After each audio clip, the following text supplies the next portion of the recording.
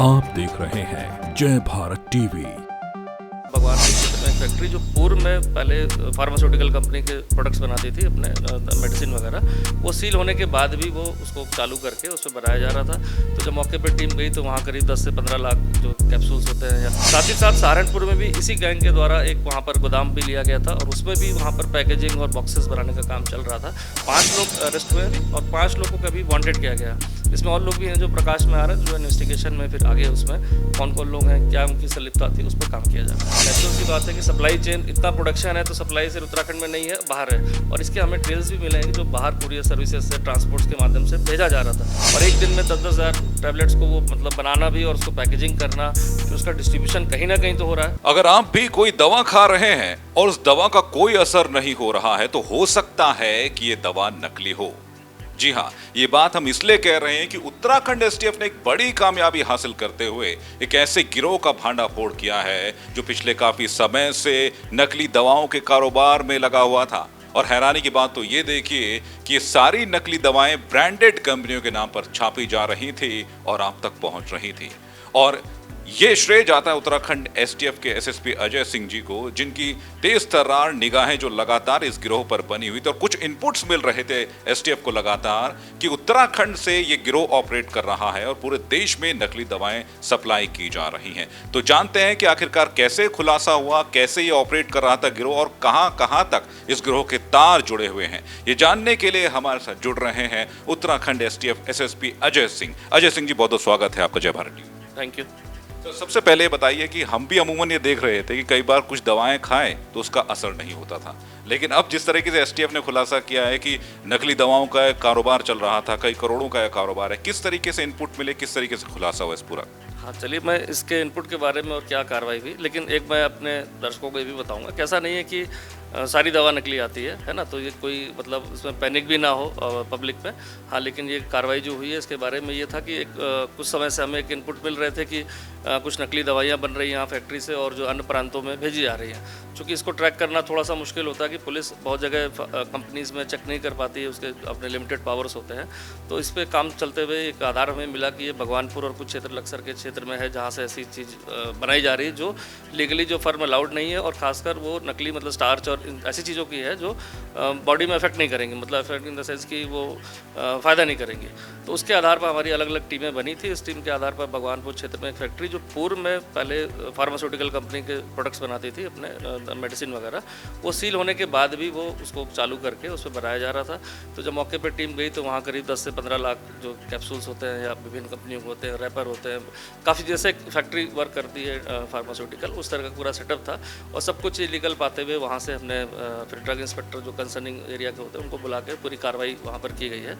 साथ ही साथ उस कनेक्टिंग में चूँकि हमारे पास इन्फॉर्मेशन थी कि लक्सर क्षेत्र में भी एक कंपनी खुली है जो प्लास्टिक के या दोने इस छोटी छोटी चीज़ों बनाने के लिए खुली गई है, लेकिन वहाँ भी पैकेजिंग का काम हो रहा है। तो उसके बाद अभियुक्त के निशानदेही पर वो सब टीमें वहाँ गई और ड्रग इंस्पेक्टर के साथ वहाँ पर भी छापेमारी हुई। वहाँ भी पैकेजिंग का मटेरियल और 1-2 कट्टों में करीब 20 से 40 हज़ार जो भी उसकी मेडिसिन होगी वो बरामद की गई, जो सब सारी फेक थी।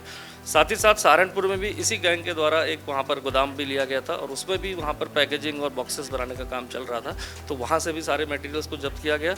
और साइड बाय साइड जो प्रिंटिंग प्रेस का पता चला कि वहीं भगवानपुर क्षेत्र में ही एक प्रिंटिंग प्रेस है जहाँ पर ये मतलब पैकिंग के जो सामान होते हैं, मतलब मेडिसिन को जो किया जाता था उसको उसकी पैकेजिंग का सामान तैयार होता है। तो वहाँ पे भी भारी मात्रा में करीब 2 से 4 ट्रक सामान ऐसा था जो कॉन्ट्राबेंडेड था, जो नहीं होना चाहिए था, जो गलत काम के लिए प्रयोग किया जा रहा था। तो ये समझ कार्रवाई पूरी टीम के द्वारा ऑलमोस्ट मेरे ख्याल से 24 घंटे लगे सारी कार्रवाई को, चूँकि इतना मटेरियल था उसको उसके जो सारा कुछ लिखना और करना, तो वो सारी कार्रवाई की गई जिसमें 5 लोग अरेस्ट हुए अभी और 5 लोगों का भी वांटेड किया गया। इसमें और लोग भी हैं जो प्रकाश में आ रहे हैं, जो इन्वेस्टिगेशन में फिर आगे उसमें कौन कौन लोग हैं, क्या उनकी संलिप्तता थी, उस पर काम किया जा रहा है। अच्छा जी, ये भी जानकारी मिली है कि ऑनलाइन जो है एक तरीका जो आजकल प्रचलन में है, ऑनलाइन माध्यम से भी जो है दवाइयों को बेच रहे थे। मतलब गिरोह हाईटेक तरीके से काम कर रहा था और इसके तार हो सकता है कि अन्य राज्यों में फैले हुए हों। कई सोशल मीडिया साइट्स हैं जिन पर उन्होंने लिंक बना रखे हों दवाइयाँ बेचने के लिए। इस पर भी जो आगे कार्रवाई की जा रही। हाँ देखिए, नेचुरली जो प्रोडक्ट बना रहे हैं वो यहाँ पर से ज़्यादा मुझे ऐसा लगता है कि अन्य प्रांतों में ज़्यादा भेजा जा रहा था, क्योंकि लोग वेरीफाई भी नहीं कर पाते हैं। और खासकर जो कुरियर सर्विसेज हमारी होती हैं या ट्रांसपोर्टर्स होते हैं, उस ट्रांसपोर्ट के माध्यम से भेजा जाता था। अन्य प्रांतों में फिर वो जो भी इनके एजेंट्स के टाई अप थे उसके माध्यम से कुरियर सर्विसेज से वो डिलीवरी होती थी। ये चैनल तो हमें पता चल गया, लेकिन उस पर उनकी कितनी संलिप्तता है, क्या वो ट्रांसपोर्टर्स, क्या वो कुरियर सर्विस वालों को जानकारी थी कि ये कॉन्ट्राबेंडेड या फेक चीज़ें भेजी जा रही, ये सारा कुछ एक इन्वेस्टिगेशन का पॉइंट है। क्योंकि अभी एक केस कल ही हुआ है, ओवरनाइट पूरा ऑपरेशन चला है, तो मुझे लगता है आने वाले समय में जो लिंकेजेस है, क्या ये लिंकेजेस हमारी आगे तक और प्रांतों में पहुंचती हैं। क्योंकि नेचुरल सी बात है कि सप्लाई चेन, इतना प्रोडक्शन है तो सप्लाई सिर्फ उत्तराखंड में नहीं है, बाहर है। और इसके हमें ट्रेल्स भी मिले हैं कि जो बाहर कुरियर सर्विसेज से, ट्रांसपोर्ट्स के माध्यम से भेजा जा रहा था, कब से भेजा जा रहा था, कितना सामान भेजा जा चुका, क्या डिलीवरी लेने वाले कुछ लोग स्पेसिफिक लोग थे, ये सारा कुछ एक इन्वेस्टिगेशन का पॉइंट है। तो इसमें ट्रांसपोर्टर्स भी जुड़े, जिस तरीके से आपने बताया कि जो रैपर छापने वाली दुकान थी उसका पता चला, जहाँ पर जो है ट्रकों का सामान पड़ा हुआ था। तो मतलब एक बहुत बड़े स्तर पर ये कार्य किया जा रहा था, और हो सकता है कि इसके जरिए जो है वो करोड़ों का मुनाफा कमा रहे हैं, और इसीलिए जो है नकली दवाओं के धंधे में वो जुड़ गए।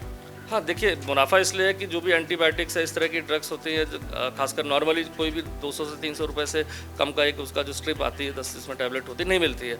और अगर उसको हम आधे रेट पर या उससे कम रेट पर कहीं भी सेल करेंगे तो मार्जिन काफ़ी हो जाता है। जिस हिसाब से करीब 10 से 15 लाख टैबलेट्स ऑन प्रिपेयर्ड थी, जिसको पैकेजिंग होकर सिर्फ मार्केट में जाना था, तो उससे भी देख के लगता है कि एक वास्ट मतलब प्रोडक्शन होगा।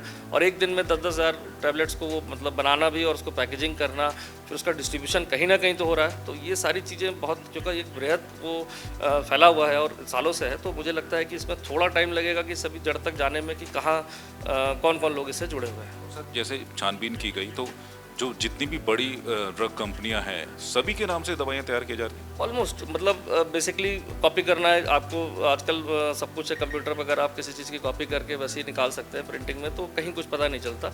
और जो कंज्यूमर है, बेसिकली कंज्यूमर से मैन्युफैक्चर और एक्सपायरी डेट जनरली देखता है दवा का कि भाई एक्सपायर तो नहीं, कब बनी है। और इससे ज़्यादा एक कंज्यूमर को नॉलेज नहीं होती है जो पेशेंट लेने जाता है। तो बहुत सारी कंपनीज है, किसी स्पेसिफिक कंपनी का नाम लेना ठीक नहीं, लेकिन जब फेक बनाना है तो किसी भी कंपनी के नाम से आप बना सकते हैं। और ये भी जानना चाहेंगे कि इसके पीछे क्या सिर्फ एक मास्टरमाइंड है, या आपको लगता है कि बहुत सारे लोग जो जुड़े हुए हैं इस चीज़ के साथ? क्योंकि हमने देखा ऑनलाइन अगर आपको करना है तो कोई आपको सॉफ्टवेयर से जुड़ा व्यक्ति चाहिए होगा। बहुत बड़ा एक गिरोह जो है संगठित करने, या एक मास्टरमाइंड है, या फिर कई लोग इससे जुड़े हो सकते हैं? नेचुरली जब कोई संगठित रूप से कोई कारोबार या अपराध होता है तो उसमें एक मास्टरमाइंड तो होता है, लेकिन उसके साथ साथ जुड़ने वाले लोग भी अलग अलग फील्ड के होते हैं। जैसे आपने कहा कि कोई ऐसा होगा जो सॉफ्टवेयर जो इस तरह की कॉपी बनाता होगा, ओरिजिनल एकदम उसको प्रिंट में जाए, साथ ही साथ उसकी नॉलेज होनी चाहिए कैसे मेडिसिन मैन्युफैक्चर होती है, कैसे पैकेजिंग होती है। ये सारी चीज़ करने के बाद उसको मार्केट भी चाहिए, how to distribute in the market. आप मार्केट में कैसे उसको बेचेंगे अपने प्रोडक्ट को, क्योंकि आप कोई जो भी जेन्युइन बायर होगा या जो डीलर होगा उसको डॉक्यूमेंट चाहिए, आपके लाइसेंस चाहिए कि भाई ये प्रोडक्ट मैंने लिया या ये मेडिसिन ली है।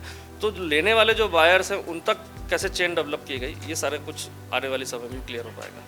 और सर, जैसे जो एज अ लेमैन जो है, हालांकि पता करना बहुत मुश्किल है कि जो है जिस ब्रांड की हम दवाई खरीद रहे हैं वो असली है नहीं, लेकिन कुछ ऐसा हो, कुछ टिप आप देना चाहें जो लोग दवाइयाँ खरीदते हैं, या फिर जो जेन्युइन मेडिकल शॉप्स हैं वहीं से जो है दवाओं की खरीदारी करें, इस तरह का कुछ? बात है, जो जेन्युइन मेडिकल शॉप्स है, जो रजिस्टर्ड मेडिकल शॉप्स है, वहीं से लेना चाहिए। और चूंकि उनका हिसाब भी रहता है, हमारी जो विभिन्न स्वास्थ्य विभाग की टीम है, चाहे ड्रग इंस्पेक्टर है, वो रेगुलर ऐसे मेडिकल स्टोर्स को चेक भी करते हैं, तो वहाँ चेक एंड बैलेंस है। लेकिन अगर आप नॉर्मली किसी एजेंट से कहीं ऐसे ही चलते फिरते किसी से दवाएँ खरीद लेते हैं, उसको अवॉइड करना चाहिए। जहाँ भी आपको शक लगता है, जैसे आपने खुद कहा कि मेडिसिन लेते हैं और कभी कभी इफेक्ट नहीं होता, तो अगर आपको कहीं ऐसा लगता है तो एक बार जरूर उसको वेरीफाई करा लें कि क्या ऐसा तो नहीं कि मेडिसिन गलत हो। लेकिन ये जनरली नहीं होता। ये एक एपिसोड आया, एक इशू आया, तो इसमें बहुत पैनिक की ज़रूरत भी नहीं है, क्योंकि हम लोग इसीलिए काम कर रहे हैं कि कहीं हम अपने जितने भी हमारे पेशेंट्स हैं या जो लोग यूज़ करते हैं कंज्यूमर, हम भी नॉर्मली करते हैं, तो एटलीस्ट पैनिक ना हो, हम विश्वास के साथ मेडिकल शॉप पर जाएँ। कहीं कोई आपको डाउट होता है, आपको लगता है मेडिसिन इफेक्टिव नहीं है, किसी भी कारणों से नहीं हो सकता, तो इसको एक बार वेरीफाई करने में कोई दिक्कत नहीं है। और सर, आने वाले वक्त में इसको लेकर जो है और भी बड़े खुलासे हो सकते हैं, हो सकता है कि अन्य राज्यों में भी जो है ये टीम काम कर रही हो। जितने इनपुट आएंगे उसके बाद देखा जाएगा आगे कैसे हम प्रोसीड करते हैं। लेकिन उम्मीद यही है कि अगर इसका कोई नेटवर्क कहीं आगे भी स्टेब्लिश्ड है, कहीं और कोई ऐसा सेटअप चल रहा है इंडिया में, तो हम वहाँ की पुलिस से भी शेयर करके इसमें कार्रवाई करेंगे। बहुत बहुत शुक्रिया आपका, जय भारत टीवी से बात। Thank you. तो ये थे उत्तराखंड एसटीएफ एसएसपी अजय सिंह ने, जिन्होंने बताया कि किस तरीके से जो है ये बड़े संगठित गिरोह जो है कार्य कर रहा था नकली दवाओं की फैक्ट्री लगाकर, और जो है पूरे देश में जो है कई राज्यों के तार जो है इस गिरोह से जुड़े हो सकते हैं। आने वाले वक्त में और भी खुलासे इससे संबंधित होंगे और लगातार आपको जानकारी भी देते रहेंगे किस तरीके से उत्तराखंड एसटीएफ जो है कार्य कर रही है और खुलासों पर खुलासे जो है उत्तराखंड एसटीएफ द्वारा किए जा रहे हैं। तो हमारी इस खास मुलाकात में अभी के लिए बस इतना है, और खबरों की जानकारी के लिए आप हमारे यूट्यूब चैनल जय भारत टीवी को लाइक कीजिए, शेयर कीजिए, सब्सक्राइब कीजिए और बेल आइकन जरूर दबाएं, ताकि इस तरीके की जानकारियां, इस तरीके की खास मुलाकात और इस तरीके की जो विशेष खबरें आप तक तुरंत पहुंच सके। और खबरों को अगर पढ़ना चाहते हैं तो हमारी वेबसाइट www.jaybharattv.com पर जाइए और पढ़िए देश दुनिया की तमाम ताज़ा तरीन खबरें।